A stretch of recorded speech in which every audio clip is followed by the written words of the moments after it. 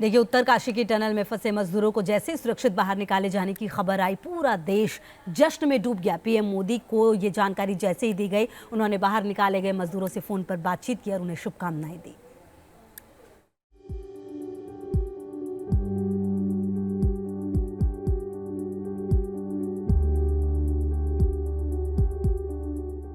हौसले की जीत हुई और पहाड़ की चट्टान का सीना तोड़कर 17 दिन से फंसे मजदूरों को सुरक्षित निकाल लिया गया।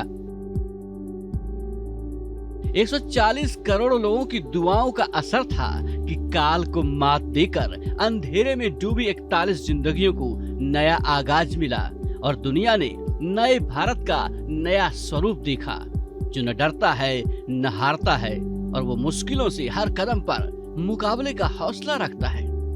17 दिनों से चल रहा ऑपरेशन सफलतापूर्वक पूरा हुआ तो पूरा देश जोश और उत्साह से भर गया। इस दौरान पीएम मोदी ने रेस्क्यू किए गए मजदूरों से फोन पर बात की। उन्होंने मजदूरों से उनका हाल चाल जाना और उनके जज्बे को सलाम किया। इससे पहले पीएम मोदी ने फंसे मजदूरों को सुरक्षित बाहर निकाले जाने पर खुशी जाहिर की। सोशल मीडिया प्लेटफॉर्म पर उन्होंने लिखा, उत्तरकाशी में हमारे श्रमिक भाइयों के रेस्क्यू ऑपरेशन की सफलता हर किसी को भावुक कर देने वाली है। टनल में जो साथी फंसे हुए थे, उनसे मैं कहना चाहता हूं कि आपका साहस और धैर्य हर किसी को प्रेरित कर रहा है। मैं आप सभी की कुशलता और उत्तम स्वास्थ्य की कामना करता हूं। पीएम मोदी ने इस बचाव अभियान से जुड़े सभी लोगों की बहादुरी और संकल्प शक्ति की सराहना की और कहा कि इस मिशन में शामिल हर किसी ने मानवता और टीम वर्क की एक अद्भुत मिसाल कायम की है। इससे पहले पीएम मोदी ने उत्तराखंड के सीएम पुष्कर सिंह धामी को फोन किया और मजदूरों की सुरक्षित निकासी पर उन्हें शुभकामनाएं दी। इस दौरान पीएम मोदी ने मुख्यमंत्री से मजदूरों की स्थिति की जानकारी भी ली। धामी ने उन्हें बताया कि पहले मजदूरों का हेल्थ चेकअप किया जाएगा और उसके बाद उन्हें अपने घर वापस भेजा जाएगा। धामी ने पीएम मोदी को मजदूरों की वापसी के लिए किए गए इंतजाम के बारे में भी विस्तार से बताया। रेस्क्यू ऑपरेशन के दौरान पीएम मोदी के बेहद भरोसेमंद कहे जाने वाले केंद्रीय मंत्री वीके सिंह ने हालात पर नजर बनाए रखी। उन्होंने बताया कि सरकार ने रेस्क्यू के लिए सभी जरूरी संसाधन मुहैया कराए ताकि फंसे मजदूरों को निकालने में न देर हो और न इसमें कोई परेशानी आड़े आए। हमारे देश में या विदेश में जिस भी चीज की हमको जरूरत थी, वो प्रधानमंत्री जी के मार्गदर्शन से वो हमको मिली। कोई ऐसी चीज नहीं है, जितने साधन जुटाए गए हैं, इतने साधन किसी और ऑपरेशन के अंदर नहीं जुटे होंगे। एक दिन पहले प्रधानमंत्री नरेंद्र मोदी ने भी देश की जनता को मजदूरों की वापसी के लिए प्रार्थना करने के लिए कहा था। मानो देशवासियों की दुआ काम आई और फंसे मजदूरों को नई जिंदगी देने में कामयाबी मिली। 17 दिन के बाद रेस्क्यू ऑपरेशन को पूरी तरीके से सफल किया जा चुका है। लगातार न्यूज नेशन पे आप अपडेट दिख रहे थे किस तरह से ऑपरेशन को चलाया जा रहा था। कई बार रेस्क्यू ऑपरेशन फेल होता है, लेकिन 17 दिन 41 जिंदगियां और 400 घंटे से ज्यादा का समय और पूरा ऑपरेशन सफल। कई बार चुनौतियां आई, लेकिन उन चुनौतियों को पार कर लिया गया है। देश के सामने जब भी कोई चुनौती या मुश्किल आती है तो पीएम मोदी चट्टान बनकर उसके सामने खड़े हो जाते हैं। खुशी के वक्त देश के साथ जश्न मनाना और मुसीबत के वक्त देशवासियों का हौसला बढ़ाना एक सच्चे जननेता की पहचान है और पीएम मोदी ने खुद को एक बार फिर इस कसौटी पर खरा साबित किया है। Team news nation. चलिए आगे बढ़ते हुए बात अब इजराइल हमास जंग की। देखिए, इजराइल यूक्रेन से लेकर यमन तक जब जब हिंदुस्तानी नागरिकों पर संकट की आंच आई है, भारत चट्टानी इरादों के साथ बारूदी बैटल ग्राउंड में उतरा है। हर हिंदुस्तानी को उनके घर तक सही सलामत पहुंचाने का सामर्थ्य है जो हर चुनौती को परखने का साहस देता है और यही दमखम दिखा ऑपरेशन सलक्यारा में भी। पूरी रिपोर्ट दिखाई और उसके बाद कुछ और खबरें भी।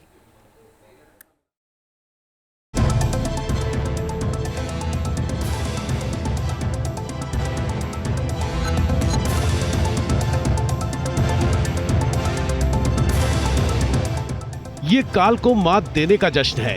ये पहाड़ पर पहाड़ जैसी चुनौतियों से पार पाने वाले देवदूतों का परचम है। ये वो हौसला है जो बताता है कि मौत की गुफा से 41 जिंदगियों को बाहर निकाल लाने का मादा हिंदुस्तानी देवदूतों के पास है। मौत की गुफा से लेकर बारूदी बैटल ग्राउंड तक कैसे कैसे भारत ने भारतीयों को संकट के मझधार से बाहर निकाला, ये आपको बताएं। उससे पहले ऑपरेशन सिलक्यारा को कामयाब बनाने वाले खास पलों को देखिए। ऑपरेशन जिंदगी के वो 49 मिनट। पिछले 17 दिनों के संकट पर मंगलवार शाम का 49 मिनट हावी हो गया। जिस मंगल घड़ी का देश को बेसब्री से इंतजार था, उसे मुकम्मल मुकाम तक पहुंचाने में 49 मिनट का वक्त लगा।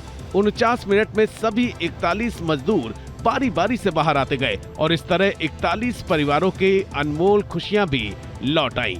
देश की जान में जान आई। कल मोदी जी ने भारत की जनता से अपील की थी कि 135 करोड़ जनता 41 लोगों के लिए, हमारे नागरिकों के लिए भगवान से दुआ करो, और भगवान ने वो लोगों की दुआ कबूल कर ली और सफलता के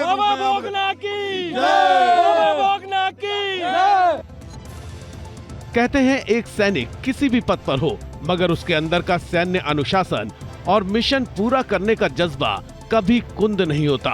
पूर्व आर्मी चीफ और केंद्रीय मंत्री जनरल वीके सिंह भी एक सैनिक की तरह मोर्चे पर डटे रहे। ऐसे टेरेन का वीके सिंह को लंबा तजुर्बा है। साथ ही साथ सफल रेस्क्यू कराने का हुनर भी उन्हें खास बनाता है। विदेश में भारत के रेस्क्यू ऑपरेशन में लीड लेने वाले general VK Singh operation Silkyara में शिद्दत से जुटे और पूरा कराया। सबसे पहले तो इस चीज को समझिए, मैंने पहले दिन जब आप लोगों से बात की थी, मैंने एक ही चीज कही थी, हमारा एक ही लक्ष्य है, इनको सेफ निकालना। उसको देखते हुए हमारे देश में या विदेश में जिस भी चीज की हमको जरूरत थी, वो प्रधानमंत्री जी के मार्गदर्शन से वो हमको मिली। कोई ऐसी चीज नहीं है, जितने साधन जुटाए गए हैं, इतने साधन किसी और ऑपरेशन के अंदर नहीं जुटे होंगे। दूसरी चीज, सब चीजों के अंदर बहुत अच्छा कोऑर्डिनेशन है। सर, हिंदुस्तान का सबसे बड़ा ऑपरेशन हिंदुस्तान का सबसे बड़ा ऑपरेशन ऐसा है कि जहां तक टनल के ऑपरेशन में इतने लोग फंसे थे, उनको निकालने के लिए जो चीज चाहिए थी, हर एक चीज की जरूरत पड़ती है। ये कहना कि ये बड़ा या छोटा वो नहीं होता। इस ऑपरेशन के लिए जो चीज चाहिए होती है वो पूरी हमने इकट्ठी की। ये सिर्फ रेस्क्यू ऑपरेशन नहीं, बल्कि एक ऐसा संकल्प है जो हर हिंदुस्तानी को संकट से बचाने की गारंटी देता है, चाहे मौत की गुफा हो या फिर बारूदी बैटल ग्राउंड। जब जब देश विदेश में भारतीयों पर कोई आंच आई तो एक ही आवाज सुनाई दी, India is coming to take you home.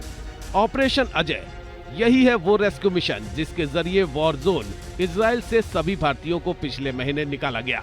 7 अक्टूबर को जब हमास ने इजराइल पर हमला किया था और बर्बर हमले के बाद युद्ध की चिंगारी भड़की, युद्ध शुरू होने के 4 दिन के अंदर ही भारत ने भारतीयों को निकालने का ऑपरेशन शुरू कर दिया।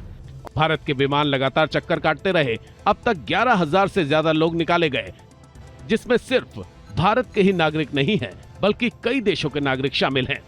पीएम मोदी के अब तक के कार्यकाल में ये चौथा सबसे खतरनाक रेस्क्यू ऑपरेशन है।